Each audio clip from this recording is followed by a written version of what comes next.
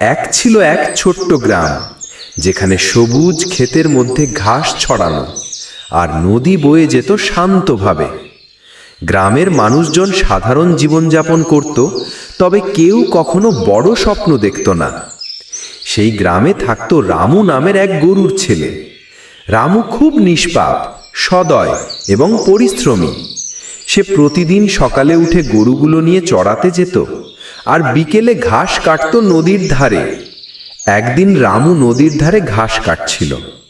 হঠাৎ তার চোখ পড়ল নদীর কূলে একটি চকচকে সোনার পাখির ওপর। পাখিটির পালকগুলো আলোয় ঝলমল করছিল। রামু অবাক হয়ে তাকালো। তখনই পাখি হঠাৎ মানুষের ভাষায় বলল, রামু, তুমি আমাকে এখানে মুক্তি দিলে আমি তোমার জীবনে সৌভাগ্য ও আনন্দ বয়ে আনিব। রামু প্রথমে বিস্মিত হলো। সে ভাবল, এটি কি বাস্তব? পাখি কি সত্যি কথা বলতে পারে? কিন্তু পাখিটিকে দেখে রামু বুঝল পাখি দুঃখী।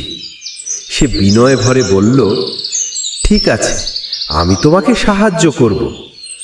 সোনার পাখি আনন্দে কুলকুল করে বলল, আমার উপর ভরসা করো আর আমাকে নদীতে ছেড়ে দাও। রামু আস্তে করে পাখিটিকে নদীতে ছেড়ে দিল। হঠাৎ নদী উজ্জ্বল আলোয় ভরে গেল। আলো ধীরে ধীরে কমে গেলে রামুর পাশে একটি সোনার বাক্স পড়ে আছে।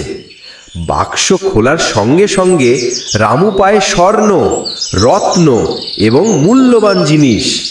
কিন্তু সেই সঙ্গে পাখির কণ্ঠও শুনতে পেল, এই ধন ঠিকভাবে ব্যবহার করো, লোভে ভোগো না। রামু বুঝল যে ধন শুধু নিজের জন্য নয়, গ্রামবাসীর কল্যাণে ব্যবহার করতে হবে। সে ধন দিয়ে গ্রামের মানুষদের জন্য স্কুল বানালো, হাসপাতাল বানালো এবং সকল দরিদ্র মানুষের সাহায্য করল। গ্রামের মানুষজন রামুর প্রতি ভালোবাসা এবং সম্মান প্রকাশ করতে লাগলো। কয়েক মাস পর রামু আবার নদীর ধারে গিয়েছিল। নদী তখনও শান্ত, আর হঠাৎ সেই সোনার পাখি আবার দেখা দিল। পাখি বলল, রামু, তুমি সত্যিই ভালো কাজ করেছ। তোমার জীবনে সুখ ও শান্তি চিরকাল থাকবে। পাখি তখন উড়ে গেল, আর রামু বুঝল সত্যিকারের সুখ ধন নয়, বরং ভালো কাজ আর অন্যদের সহায়তায় লুকিয়ে আছে। সেই দিন থেকে রামুর জীবন আনন্দে, শান্তিতে এবং প্রিয় মানুষের ভালোবাসায় ভরে গেল, আর গ্রামও আগের চেয়ে অনেক সুন্দর এবং সমৃদ্ধ হয়ে উঠল।